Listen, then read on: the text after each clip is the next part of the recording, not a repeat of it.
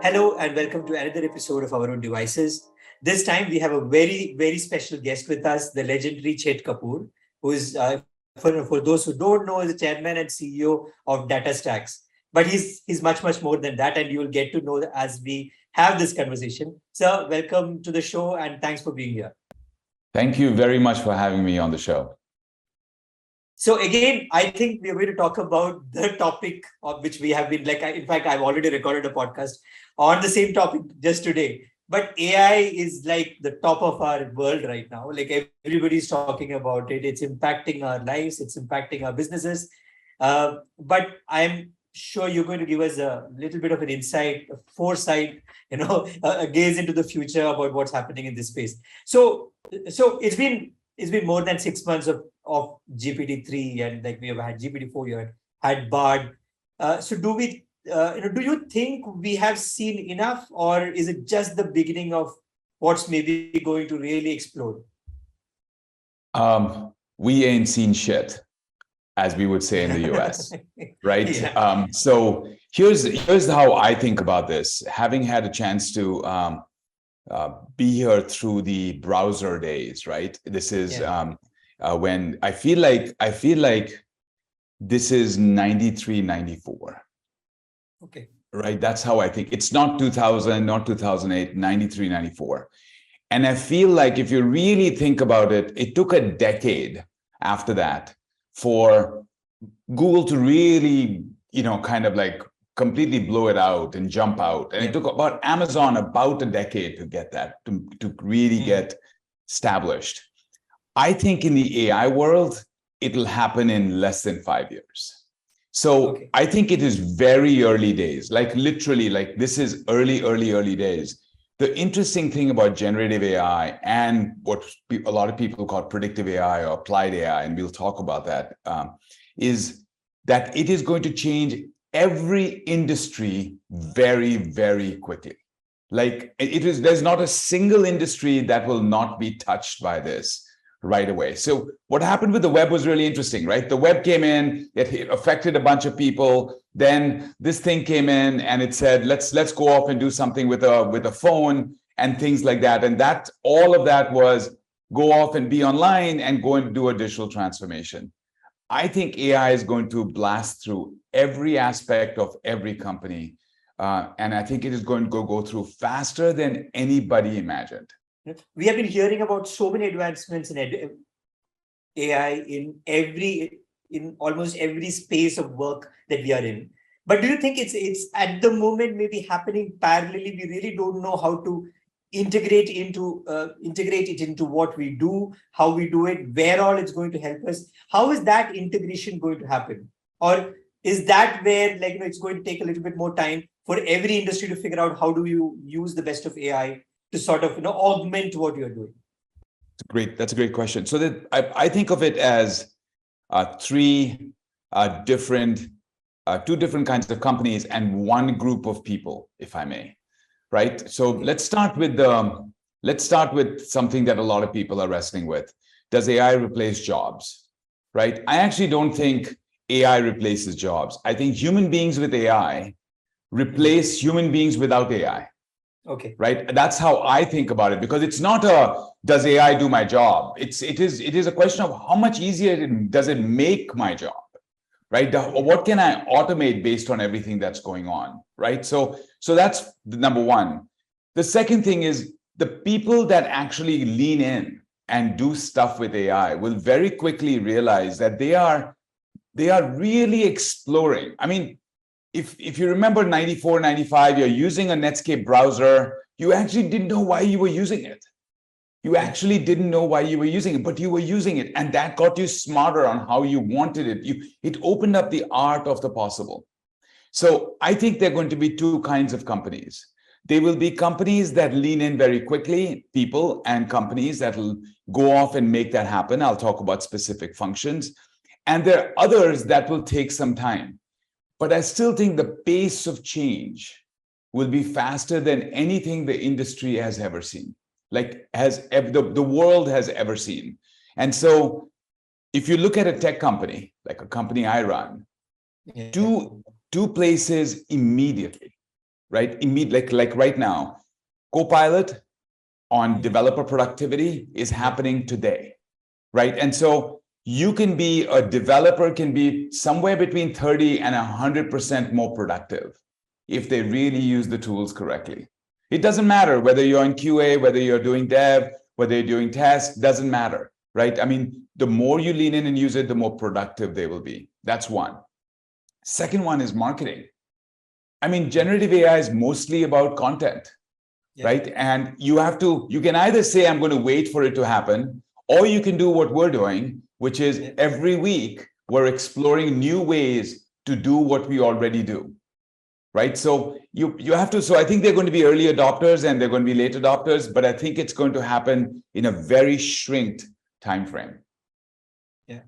So also, do you think how this adoption happens? Like, I'm sort of reminded about 20 years ago, like I'm from Kerala, for instance, and if you understand Kerala, like, there is always a little bit of a resistance towards change because you have a very strong communist background to the state. So we did resist computers, for instance, right? Because the argument then was that it's going to take away jobs, but we ended up getting more jobs because you have computers, especially in a state like Kerala, right? But do you see that kind of maybe legislation, regulation also happening depending on the economy or the geography that you're in?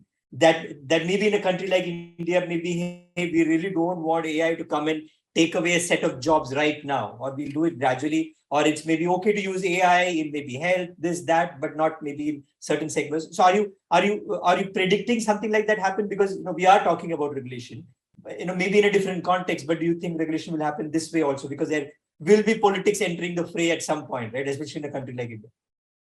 So let's put this in. There are three layers to the questions you've asked. There are people, companies, and countries, right? And I think they all play into each other because I think it comes together really well. On the people side, there will be people that will say, no, this is just another fad, right? People that said, no, I need to use my mind and not a calculator will always be there. And, being born and brought up in India, that was very prominent, right? No, don't use a calculator. Your brain's going to get rusty. No, I want to use a calculator so I can focus on the other creative problems, right? So there'll always be people who want to use a calculator and people who don't want to use a calculator. The same thing will be true for AI, but ultimately, people will all start using calculators, as we've seen in all countries, right? In all Asian countries. So I think that part happens. The second part is companies. I think there's some companies that will move faster. For example, Wendy's has already started using generative AI they are going off and using chatbots when you go in through drive-through. Is it accurate? Absolutely not. Will it get there in a very short period of time? Absolutely. So there's some industries that will move very fast with generative AI. Some of the others will take longer.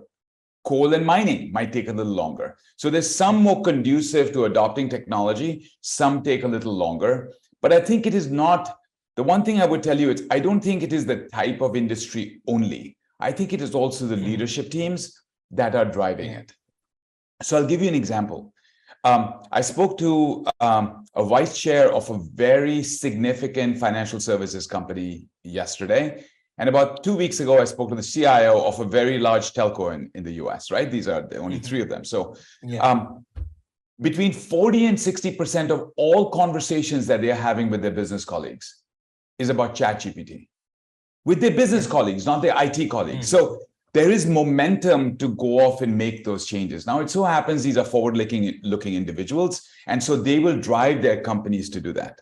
So that's the individual and that's the company. The next one is countries, right? And I think this will be unprecedented. This is the first time where technology and compliance and regulation and responsibilities for societal responsibilities are going to get played in parallel. And I don't think that happened with the internet. I don't think that actually happened with all other technology waves before. If you go through the World Economic Forum piece and you say, what are the 4 industrial revolutions? This is the first industrial revolution that will actually be where government and countries will participate in it while the technology is getting mature. And I think that's a good idea. I don't think a lot of people start thinking that, governments will slow this down and all that stuff. Yeah. If you think about how the Indian parliament works or how Congress works in the US, obviously there's going to be a slowdown because you have lawmakers getting into this who do not understand the intrinsics of the technology. But I think that will change, right? Because people will start seeing the benefits. So you may say that, getting the government involved and regulating generative AI might take 3 years. I bet you it actually takes you 12 to 18 months. And I think that extra delay or slowdown is well worth it because you need to be responsible with this, right? Because this is going to grow extremely fast across all 3 segments. So as something that's maybe growing or evolving faster than any other technology we have seen, is there a requirement somewhere to maybe bring in a break somewhere to slow it down a little bit so that we can, or it's just not possible the way it is?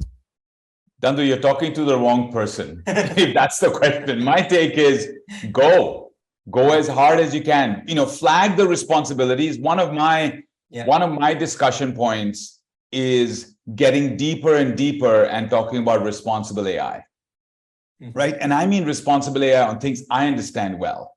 Like, should we start thinking, how do we think about security, right? How do we think about biases, right? I spent some time at Google. How do we think about biases, right? So yes, absolutely. Don't slow down innovation. Innovation is hard. It's painful to innovate, very painful. You cannot do, you let innovation happen and then you start putting constraints around the innovation, not while you're innovating, right? It is a freaky experience to innovate, having done a bunch of these products, right? So you let that go. And I think you let that go at a breathtaking pace. Some individuals will get ahead.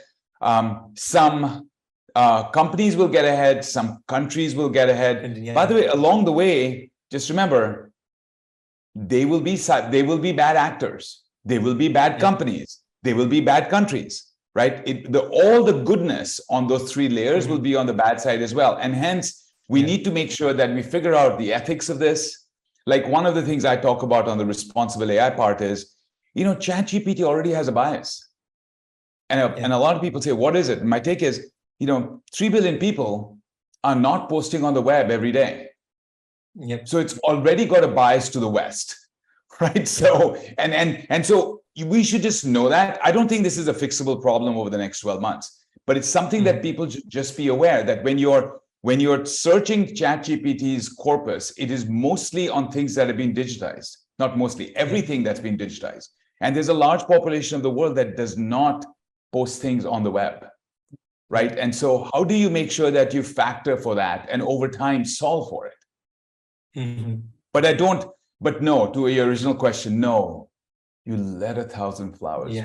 You just, you do not say, I want this part of my garden to grow and this part of my garden not to grow. So, as we have seen, it's evolving so fast, but, are you seeing something that could come in the way? Is there anything that's going to maybe prevent it from, coming to its full potential? Yes, there absolutely is. 2 things that I think about it. One is, I think laziness,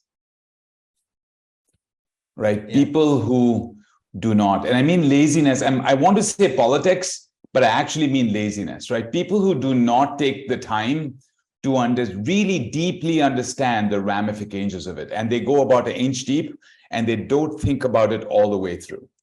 Right. So that's one, just take the time to understand it, understand what it does and what it doesn't do. Right. And then go from there. So that's one. The second thing is, I think we definitely have to pay attention to bad actors and bad companies. Right. The security part of this needs to be really thought through. But just to be clear, I don't think politics or security will slow it down. If it does, it'll be a small setback. But I think this is like, the dams. I don't think the dams are going to break. I think the dams are broken, for the record. I just, a lot of people think that, I think the inflection point happened in December. When ChatGPT was the first technology in the history of mankind that has 100 million users in 2 months, 100 million users, the dams have already broken, right? So now it's a question of, let's make sure we make the best of all the water or innovation that's flowing. So, your company has been doing a lot of cutting edge work on in the space of AI. Could you explain what exactly is happening at DataStax? So, really, really simple. And, we land up looking at I land up looking at this from 3 lenses, if I may, right? And it's because this is a strange time, right? One is, how do we build products that practitioners use that change the trajectory of the enterprises that they work for, right? Because at the end of the day, we're about changing the trajectory of the enterprises that use our technology, right? That's one. The second thing is, how are we as individuals changing ourselves? Remember, generative AI actually affects our P&L as well, right? And how are we on the cutting edge of it? Because if you're just preaching and not practicing, you're full of it, right? But there's a third aspect, which is really critical. And I think every leader in the world needs to think about, every individual, is what is the responsibility of us as citizens, as individuals, as people who belong to a society. And I think that part is going to play in very significantly. So let me talk about DataStax. There is no AI without data. We actually power the largest applications in the world, right? Just name 3: Netflix, Starbucks, Uber, FedEx, right? On and on and on. They all use something called Apache Cassandra, right? And Apache Cassandra is an open source project that we contribute to. We have a cloud service that goes and makes that happen. In the process, what has become very clear is that we need to deliver real-time AI. Now, why do I say real-time and not generative? Generative AI is very important, but real-time AI is important because I think there is no batch AI like the way it used to be. You imagine ChatGPT, you ask a question and say, I'm going to come back tomorrow for an answer. Do you think it would have gotten 100 million users? Probably not. So all AI needs to be real time and not batch. What we do is actually bring predictive AI, or what a lot of people will call applied AI, and generative AI together. So what is predictive AI? Predictive AI is all about providing context. So in the example, it would be Chet Kapoor, how much has he bought? Where does he live? All the specific information that the company knows about me, my buying habits, how many times do I, let's take a telco example, how often do I make calls, things like that. The generative part is about everything the world knows about me, right? And how do I marry both of them to create this phenomenal real-time experience so I can be a more satisfied customer, I buy more, I have more context from that. So our goal is to deliver a real-time AI platform that actually brings all these different pieces together. There are lots of technical pieces underneath. Is there a database, which is data at rest? Is there streaming, which is data in motion, right? Because there's data that's moving, my behavior is changing, right? And then how do I process that data? How do I bring models to my data and do that? But at the end of the day, we want to deliver a real-time AI experience for everyone at 3x the scale and at half the price. That's the goal. So, and the good news is, we're delivering it today. Yeah. So that's the part of it. If you're solving a problem for a company, and we talk a lot about prompt engineering these days, but like often even at a company level, you don't realize that there is a problem that AI can solve for you now. How do those conversations happen? Like, because I don't know as a company, and you have maybe not even tested that, can this problem be solved by AI? So how does that work? Because this is again a very, very fast evolving, a new field. So, Nandu, great question. So first of all, I must say, I was going to continue to talk about the world as predictive AI and generative AI. I think nearly every enterprise worth their salt in the entire world has been doing predictive AI, some form of predictive AI in the last 4 years, 5 years. People like Google have been doing it for a decade. People like Uber have been doing it for 6, 7 years. People like Netflix have been doing it for a decade. Apple's obviously doing it for a long time. So the tech unicorns have been doing it for a very long time. Amazon's been doing it forever, right? You can take a look at how it works, right? As you buy and all that. So, but every company has been doing predictive AI, right? They are doing some kind of, let me do machine learning, let me aggregate data that I already have of Chet Kapoor, and let me find out his buying patterns, and let me come back and give the business what are some campaigns they should run with people like Chet, the demographics that Chet represents, and do that. So every company has been doing that. Now, you marry that with what's happening with generative AI and just to be clear, we talk about ChatGPT and generative AI interchangeably. They are not, right? There's large language models, and large language models do a lot more than just give you a chatbot. Right? They're actually execution modes and things like that. So it changes and disrupts the way you build future applications, because all applications will become agent-based. And so, but now everybody is talking about ChatGPT. It's the conversation on the dinner table. I don't care whether you run a tech shop or whether you are VP of customer success, right? Everybody is doing that. And so the conversation now around the water cooler is, I had this conversation about ChatGPT, and my daughter's teacher got 64% of the class because the essays were exactly the same, right? Because they used ChatGPT and they were not smart enough to at least modify the response that came from. But, how do we as a company leverage this? Right? Because everybody is talking to customers. I don't care what business you're in, you're talking to customers no matter what. And so how do you get smarter with taking all the work you've done over the last 3 or 4 years? It doesn't go away. How do you take all that stuff, take that context and marry it with this great content that generative AI gives you to create this awesome experience? And so I think it's simply this, right? It is a business person saying, I want to leverage the latest and greatest because this is the conversation I had on the dinner table, or I had it with my friends at a cocktail party.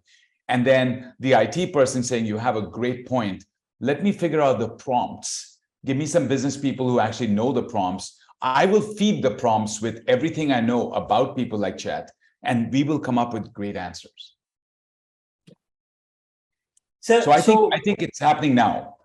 I'm blown away.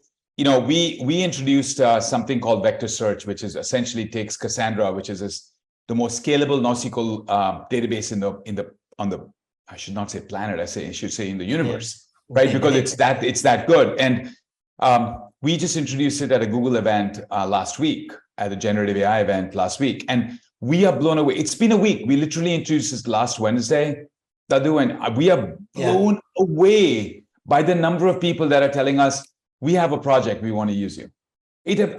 Like I said, I have not seen this frenzy before. So I was talking to somebody in Google today, and I heard this very interesting phrase, which I've not heard before. And she said that, English has become the most common programming language now, thanks to ChatGPT and others. So is this also going to democratize a lot of things? Because you just need to be able to figure out how to ask something in pure English, right? You don't need to understand all the C++ and all the hard tech. So how is that good, bad? I'm not sure. I think it's great. What's your take on that? Let me go back to predictive AI. What was the single biggest thing what held predictive AI back? Two things. One, batch mode. You take all this tech and you feed it into this big warehouse or lake or whatever else it is. And guess what? By the time you get there and you clean it up and you synthesize it, it's already stale. Because Chet has already done 16 things since the time you've actually collected the data about him. So that's one problem. The other problem is skills, Nandan. Yeah. I mean, there are not enough data scientists in the world. So what does technology do, right? What does technology do when the internet came out and people said, I cannot cash checks on the internet? It released HTTPS, right? So it is secure an HTTP connection, so you can go and try to do those things. right? And so what technology does, it makes it easier, right, to go off and make happen. So now you need data scientists. It doesn't take away, but a lot of the data scientist tasks now can be done by average programmers, but more importantly, what you said, by business analysts. Because it's not just about asking one question, it's asking 5 questions to keep refining your results and what they do. And a lot of people don't realize it's not just a text thing, even though that's what LLMs are. They can actually execute code as well. So you can ask it to execute code from all over the world, or your own code for testing and things like that. So I think there's a little bit of the technology was not quite there. And the second things were skills were not there. And I think we have both of them happening in spades now. You have this sort of epochal time that's happening in the world of technology, because you have so many things happening at the same time, almost going towards a sweet spot. How do you think a country like India is placed right now?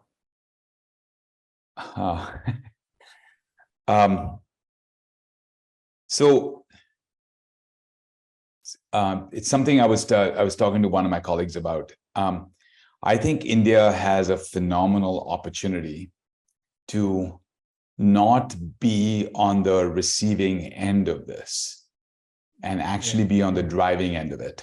And let me tell you what I mean. One lens to look at is a large portion of the IT world in India, large portion. And I'm very impressed with the product companies that are getting created in India, right? And you've interviewed a bunch of the founders and the CEOs, like Gupshup and this and that. That's kind of really cool, right? Because it used to be just services people, right? It was Infosys and Crew, right? That went off and did that. That world will get disrupted. Because just what an average programmer does, right, we'll be able to get productivity increases of 50 and 100% in the next 24 months. So there's a disruption you can say to the services industry in India.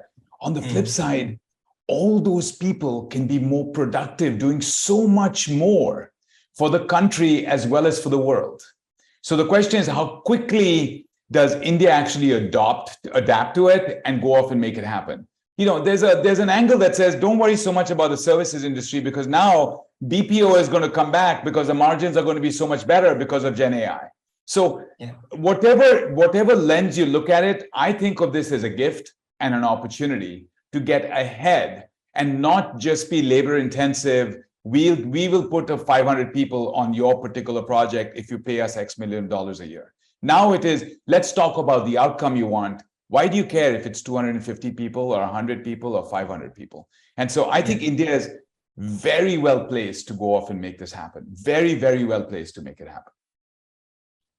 So, Mr. Kapoor, thanks a lot for being on the show. Absolutely inspiring stuff. And I'm sure that's also going to open up how people look at AI, what's possible with AI, and the future in general. Thanks a lot for being on the show. This was fun. Thanks a lot. Yeah. So you were listening to Chet Kapoor of DataStax. We'll be back again next week with another wonderful guest and a lot more knowledge.